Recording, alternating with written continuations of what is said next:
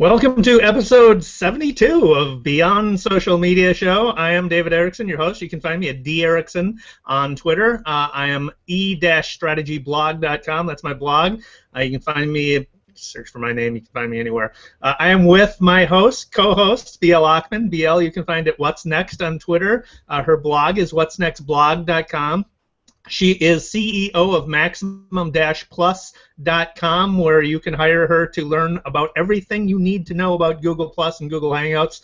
And, of course, she writes for Ad Age, and she has a new column out, speaking of Google Hangouts and Google Plus, a new column out this week on just that topic. So as our format is, we talk about the worst things that happened in the week, we talk about the best things that happened in the week, we talk about some shiny new objects we're enamored with, and we wrap it up with some numbers you want to know. And as always, BL has the honors. What was the worst that happened this week, BL? Well, there was a lot that happened this week that is just inexplainable. I mean, you just wonder what is in the minds of people who do these things. But before I tell you, I just want to say that for this episode, we have our comment tracker on, so if you leave your comments on the event page on YouTube or on Twitter using the hashtag BSMediaShow, we will see those and we will do our best to answer them during the show or to feature your comments. So here's what happened this week. Bill Cosby asked the internet to meme him, and oh boy did we. And then Dr. Oz did it too, and guess what? He got the same results. So Cosby set up on Monday. He said, "Okay, go ahead, meme me," in a since deleted tweet, of course, at Bill Cosby, and so he put up this meme generator, and he forgot, I guess, or someone did, that what goes online stays online. So of course we have all of the pictures of all of the tweets, and so some of the things that came back on the meme machine said, "I just Googled Bill Cosby and rape." Define drugged. Someone really thought Cosby meme was a good idea, and these went on, and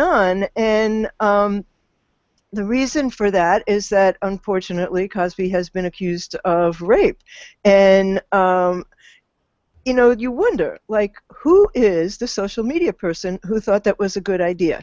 And then along comes Dr. Oz and says, "Tell me the questions that you want to ask me." And I guess my favorite one was, Dr. Oz, is it true that you got into medicine because it was easier than starting your own cult? And, and there were scores of them, and there were absolutely scores of them. Okay, so that's pretty stupid, and some social media people probably got fired. Then you get some more Twitter badness from the New England Patriots, who said that they would make digital shirts. They had just gotten to 1 million fans, so they were going to make a digital version of a shirt with your Twitter handle on it. And then that quickly got, unfortunately, out of hand, and something with a racial slur, "I hate racial slur," quickly went viral because that was one Twitter user's name, who I hope has since been deleted. And so what they said was, we're sorry, and we'll be more vigilant, and they took the whole thing down. And they said, "We apologize for the regrettable tweet that went out from our account. Our filtering system failed, and we'll be more vigilant in the future." Okay. Isn't anybody paying attention to anything? Yeah, well, with the Patriots one, it's obviously that was an automated program that was doing that. But anyone who spends a lot of time using the channels that they're using picks up on these sort of quirks and these types of cultural or environmental issues that may derail your project. In the case of Patriots, if you follow sports at all online and on Twitter specifically, football, as I do, you notice that there are a lot of football fans who have very questionable username accounts. So that might not be a very good idea. On the other one, it's like it's a matter of knowing your subject, right? Knowing what content you're dealing with. In this case, human beings who have pasts, who have sometimes controversial pasts, who have sometimes controversial views, and anticipating what obviously may happen. You know, this gets into a conversation that we had this week on Ray Hiltz's show, The Lunch Bunch, and we were talking about whether the internet has made us stupid, and one of the things that we noted was that a lot of people just don't really seem to know what came before. And if you don't know what came before, you're destined to repeat the mistakes. You know, there's an old Chinese proverb, if you want to know the road ahead, ask somebody coming back. And so if you don't study history, you're going to repeat it. And that's, I would say, why this keeps happening. I mean, how many brands, how many times? It's every week. We do these every week. Well, in the case of Cosby and Dr. Phil, I think it's those two individuals are not using Twitter. It's somebody else doing the thing for them. Yeah. And yeah, absolutely, for sure. Know what to do. Yep. So, Dave, what'd you find? So this is bad, sort of. We all are now fascinated with robotics technology. We talk about robots on the show a lot. Turns out, though, Google is teaching robots karate. What could possibly go wrong?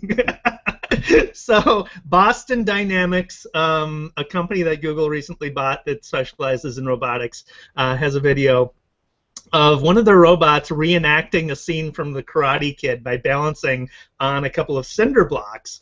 Obviously, it's a test to test the robot's balancing capabilities, but they could have picked a different scene because I think a little people are sort of freaked out about the idea of robots fighting. Martial arts, yeah. Yeah, we don't want them fighting. We want them defending us, maybe, but not fighting. So another Google-ish. This is a YouTube thing, and it's not anything that happened bad to across the internet. It's sort of something that happened to me, but it brings up an issue. I think I recently got a copyright notice from YouTube about a video that I have on my channel. It is a 15-minute video discussing Miss Utah.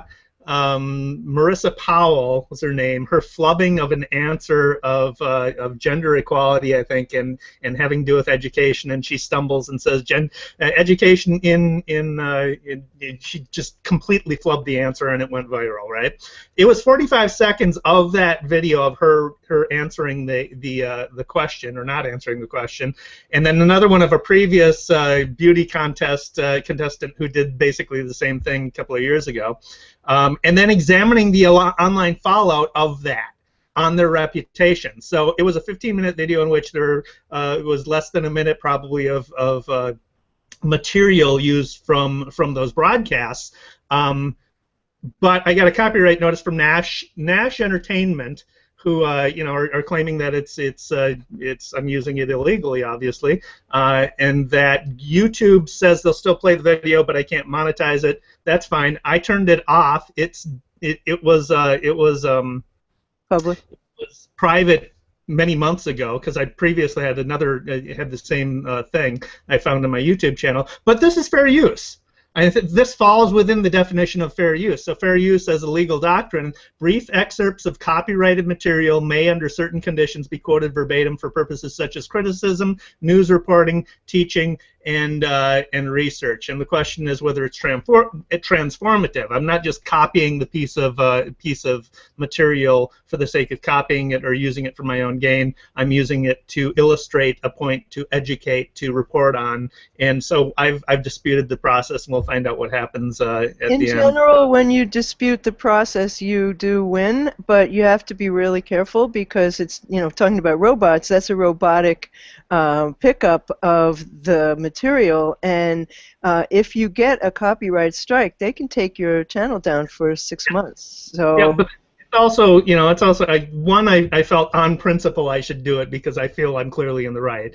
But two, just the fact that somebody can dispute a copyright and this I don't think is. I think clearly there's no basis for it. No, there's not. There's really not. And I have had that happen as well. And you will get a copyright strike, actually, sometimes if you play your own clips from your own video, like you make a compilation video of your own video, and you will get a copyright strike for using your own material. And this happens to a lot of people. And, you know, this is why a lot of people also have more than one YouTube channel. But, I mean, this is really horrifying. It does. It highlights the fact that their system is broken, I think. So, anyway. Well, okay. Just a comment from Andrew Hatchett, who says, no.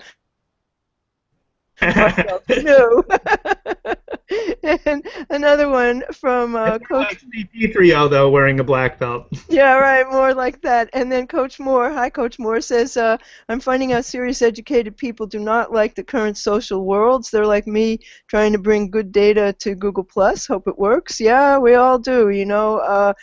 The meme that Google Plus is dead is really not one that is going to hold up over time. And here's just one more. Fair use cannot be determined except by a court of law, and before that one can only claim copyright. Well, that's interesting, Andrew, and you know, since we're not lawyers, that's what makes this complicated, is that, you know, how are we to know? It really is a complicated thing. So I have one more bad one. And that is that very quickly, oh my God, CNN accidentally reported that a Navy SEAL killed Obama. They meant Osama bin Laden. I mean, and you know, it was on TV. There's a lot of people who believe that, what they say on TV. Yeah, and the generous response to that is the death of the proofreader and the death of the editor. You know, he just made a mistake, and there was nobody there to oversee that and say, no, that's actually wrong. We shouldn't put that up there. You know, so budget cutbacks. Do you have anything else bad that happened? I don't. No. I just have to mention one thing really quickly, and I have forgotten to put it in the show notes, but I got Google Apps for work, and I went in there to increase my storage, because now you can have unlimited storage from Google Apps for work for $10 a month, which is certainly a very good deal, and we'll wonder how long that lasts. But I go into my account, and it says, you have reached the limit of 2 people using this, and I'm like, who's the other user? I'm the only one here. The other user is someone named Hacker. And 3.5 hours and 4 people later on the phone, we got rid of Hacker, who apparently had been there since 2008. And this is my question. Why'd that take 3.5 hours? Anyway, onward. So there was a hacker in your account, and the hacker has been never, Hacker had never used the account. I have no idea. It was all very strange, but they were not able to refund the money that I've paid for this user for the past 3 months because our system doesn't do that. Oh, well, how convenient for you. Yes, really. I'm like, hey, you know, it's only the price of a movie ticket, but it's my movie ticket. I want that back. Sorry, that's impossible. Okay. Tell us about the Chevy Guy. Sure. So the returns on the Chevy Guy are in as far as social media ROI. If you're unfamiliar, Chevy Guy is Rick Wild is his name. He's a Chevy regional manager who had the, unfortunately for him, honor of presenting to the winner of the World Series, the MVP World Series winner, a Chevy truck, Chevy Colorado truck, as a sponsor. They gave the truck to the MVP World Series winner, and he had the honors of doing that. And he was clearly just absolutely nervous, and it showed up just on the video. It's painful to watch. It's cringe-inducing because he's so nervous. He's looking down at his notes. He's fumbling his lines, and so in his nervousness, he failed to list all the wonderful features of the Chevy Colorado, and instead said, it combines class-winning and leading, technology and stuff. And so this blew up on social media, and kudos to the Chevy social media team. They understood what was going to happen, and took advantage of it. So that video of Wild fumbling his lines got 1.7 million views on YouTube. But Chevy's quick response to it, they came up with a tweet almost immediately that said, "Truck yeah, the 2015 Chevy Colorado has awesome hashtag technology and stuff. You know you want it," and then they had a link to their website.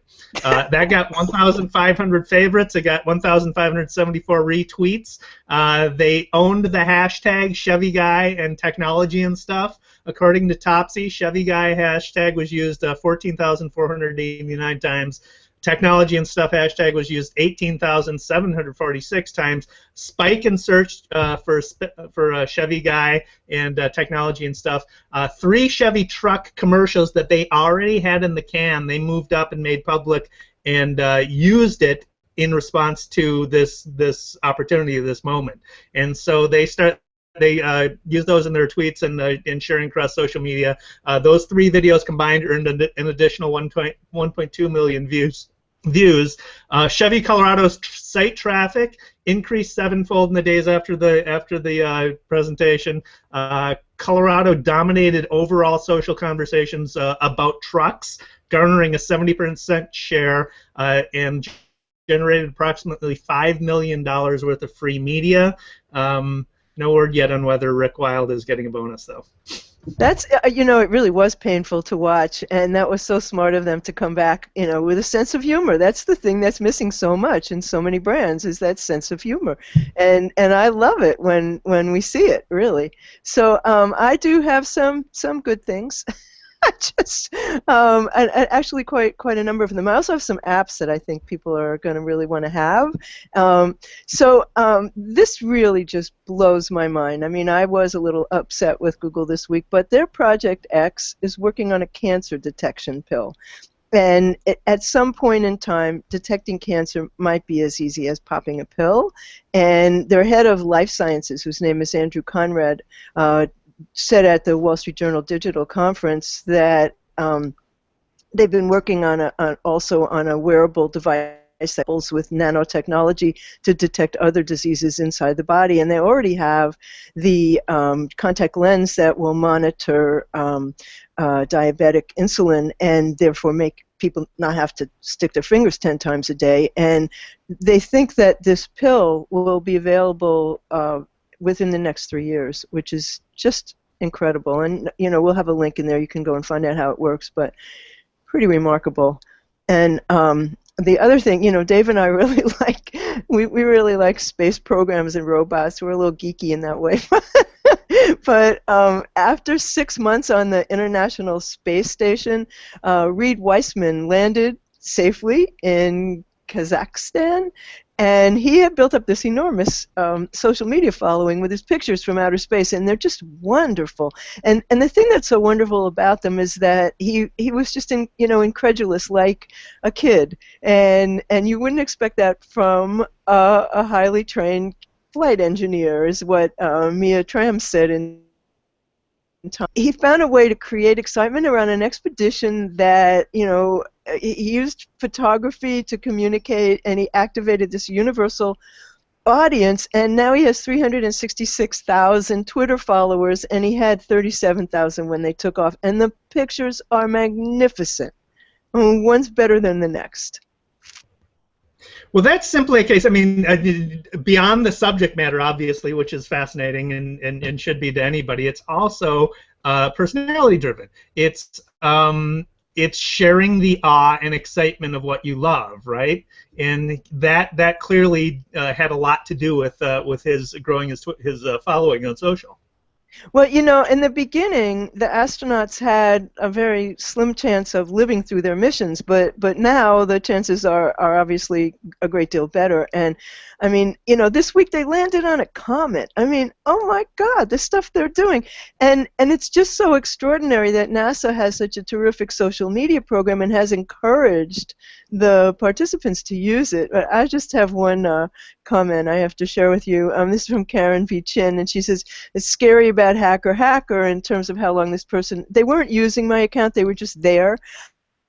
But yeah, the privacy and security thing is scary, but the customer service response is indeed priceless. You know, come on. And that took 4 people. So the new I guess grumpy cat is Sea Otter Pup 681, and the internet is in love with this Sea Otter Pup. He looks somewhat like a cross between a ferret, a prune, and I don't know, something from outer space, but he was orphaned. He was separated from his mother, and someone who found him, he was a week old, he was crying on the beach, he was half dead, it's a female, and she's now thriving, and she's living at Shed Aquarium, and they take care of her 24/7, they bottle feed her, you know, she needs to swim, so she's having a hangout, and you use the hashtag #PupHangout, and you can find all the tweets about her, and there's like all these wonderful pictures of her learning how to swim and drinking from her bottle, and you know, getting washed and dried, and just learning, being socialized, and on November 18th at noon Central Time, she's having a hangout from the Shed Aquarium, and the anchorman Bill Curtis is going to lead the chat, and we're going to get to go into Pup 681's nursery and hear from everybody who cared for her at both Shed Aquarium and Monterey Bay Aquarium. And yeah, just have to see this, because there is nothing cuter on this planet than Pup 681. That is going to be huge. It is. The internet can't resist adorable little animals and baby animals. I have a friend who, you know, everybody's got a token animal who they've adopted or whatever. Express their personality. I have a friend who's all about otters, so I'm completely going to share this with them. Oh my God, everybody's going to be about otters when they see this. I mean, it's absolutely wonderful. So you've got another one, Dave. I do, yeah. So this is pretty cool. Depression may eventually become diagnosable via your phone. There are researchers at the University of Maryland who have found vocal patterns change as feelings of depression worsen. So what they did is they took a bunch of subjects and recorded their conversations and compared the patient's scores to a Hamilton Depression Scale, which is basically a series of questions that psychiatrists and psychologists ask patients to determine the severity of their depression, basically. And they found a correlation between depression and some acoustic properties. And so what they want to do is they want to turn these findings into an interactive mobile app that you could make fun for teenagers, and because that is sort of the time at which mental illness tends to manifest itself. So that'd be awesome. I mean, technology is quite amazing in many ways, and this makes a lot of sense. That does make a lot of sense, and that really is, it could be life-saving, really could. You know, there's just, the uses of technology, this is why I've become a geek girl. I just love them. So, and here's another great one. This is an app. It's called Vivinos, and you scan a wine bottle label, and you learn more about wines that are like it, and you get recommendations. And this is a startup. They've raised $23.5 million to date, and you learn all about wine just by scanning a code. I just think that's phenomenal. And another one that I found is ChartCube, and I'm Excel challenged. I'm the first to admit that. And this app turns business data that you export from Excel spreadsheets into charts that are navigated in a cube, and they make I really have to take a look at it. Wow, that's cool. That's cool. Yeah. I've got 2 shiny new things. One is I think this has been around for a while, but I just had to try to create favicons for a new website that I launched, and well, thanks. And so there are some favicon generators out there, and I recently tried a bunch of them again, and this is the best one that I could find of the bunch, called Real Fav Icon Generator. RealFavIconGenerator.net is the website address, and if you're not familiar with a fav icon, it's the little icon that shows up on your website in the tab rather than the generic WP for WordPress or whatever. Oh, I love those, and this will make you one? It will make you one. So it generates, there's different types of favicons. One is a particular file format ending in .ico, but then there's also, you can create transparent PNG files. There's an Apple Touch specific type of icon that it creates, and then there's window tiles icons as well. So it creates all the icons for you. Just upload your image. It's typically your logo or an element of your logo, and then it spits out all the different icons in a zip file, and then you can use that to upload to your website. And it even gives you the code for pasting into your website. So it's I love that. I must look at that. We have a wonderful comment here from Coach Moore. This is a great idea. Let's do an olive oil app that gives you information about the origin of the olive oils. Yeah, you know, I was in Doylestown, Pennsylvania a few weeks ago, and they have in that town, tiny little town, that, you know, itty-bitty town, you can walk it in 3 blocks, 2 stores devoted to olive oil and vinegar. And you can do olive oil and vinegar tastings. So yeah, that'd be a great app. I mean, well, especially because so many olive oil brands actually use rancid olives. So knowing which ones have not rancid olives would be nice. You have to look and be. You got to squint to see where they were bottled and where they're processed and everything on the tiny little print that we Gen Xers and Boomers can't read anymore. I can't see it all. But I have 2 more apps. One is called #Edit, and it searches social media sites for posts using a given hashtag, and that's a pretty cool thing. I had not found one that worked quite as well before. And the other one is called Greenhouse. I like this a lot. It's a free browser extension for Chrome, Safari, and Firefox, and any web page for a senator or representative displays, it does an overlay that shows detailed campaign contribution data for that person. That's something I want to know. Yeah, that's fast. Does it do just? I assume it uses just .gov and not their campaign websites .com domains. I think that I'm not sure. I have to check. It'd just be hard to. I imagine that's the case because it'd be hard to keep track of all the .coms out there. So yeah. Instagram has had some updates, so that goes into shiny new stuff too. They recently rolled out new updates. They have a new People tab. So in addition to the Photos tab, and they replaced the Explore icon with a search icon, magnifying glass icon. So when you click on that, now you get, instead of just the photos, you get Photos and People, 2 tabs. The new People search allows, so the search function does auto-populate search results, so that's nice, little feature. It's got post count, so it tells you how many posts have that keyword in it as you're searching. It has tag counts for hashtags. So great, quick research to see whether a hashtag you might want to use on actually being used by other people.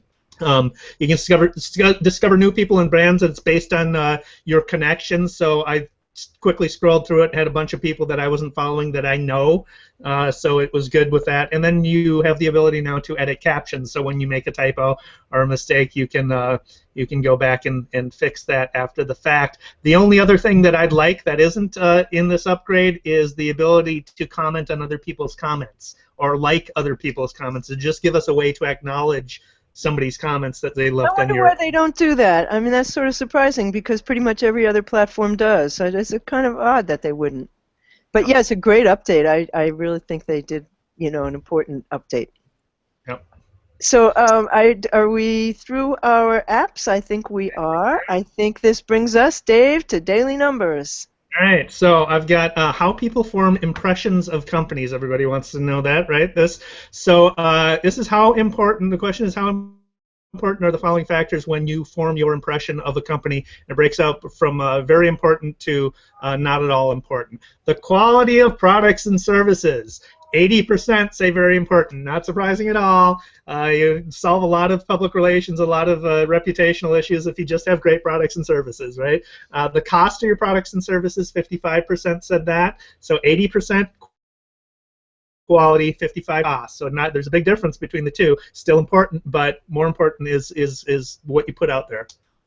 The company's care program, customer care program, 37% said it's very important. What friends, family, or other trusted people say about it, 34%. So word of mouth is always important. At the bottom, So the company's social media presence, 7% said that's very important.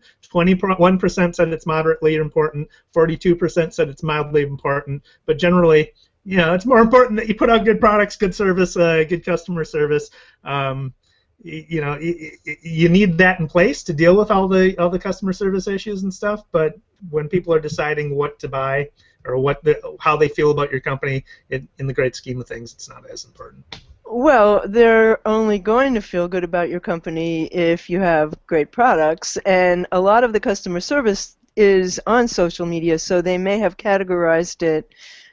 They want customer service, but so much of it now happens on social media, so that's a little bit odd the way the numbers go. But just one more comment, and then I guess we're done. And this is Coach Moore says that she's been researching the who and where on real olive oils for years, and I have to say that's I know about coffee. I don't know about olive oil. I didn't know that there were those issues. Now I'm worried. So, yeah, really. So that brings us to the end of episode 72 of the Beyond Social Media show, and you can find the video time-stamped on YouTube later today or maybe tonight, and we will have the playlist of all of the links that we discussed on the show on our blog, beyondsocialmediashow.com. And you can find David at Erickson on Twitter, at estrategyblog.com, on Google+, on YouTube. You can find David on Instagram. You can find David all over the place. Google him. And you can find me. I'm What's Next on Twitter. I am CEO of Maximum-Plus.com for all things Google+, live events and coaching. And I write at What's Next blog and Ad Age Digital Next. And I'm on YouTube and I'm on Google+. And we will both see you next week. Thank you so much for watching. Thanks for watching.